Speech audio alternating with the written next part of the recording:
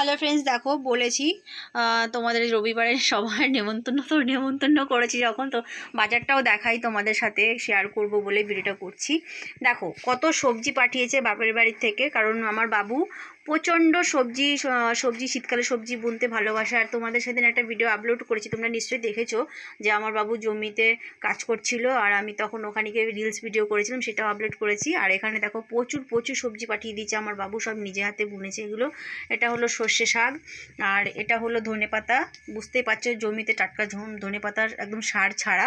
আর এখানে মূলো শাক মনে হয় যতদূর সম্ভব। আর এটা হলো মৌসিম। কারা কারা মৌসিম খেয়েছো?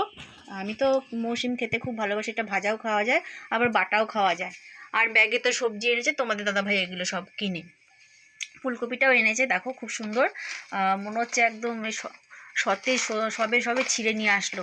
আর এটা লাল শাক বলে, এটা লাল ডাঁটা শাক বলে। এটা আমার ছেলে খুব খেতে ভালোবাসে, টক জলপাই দিয়ে টক করলে ভীষণ খেতে ভালোবাসে।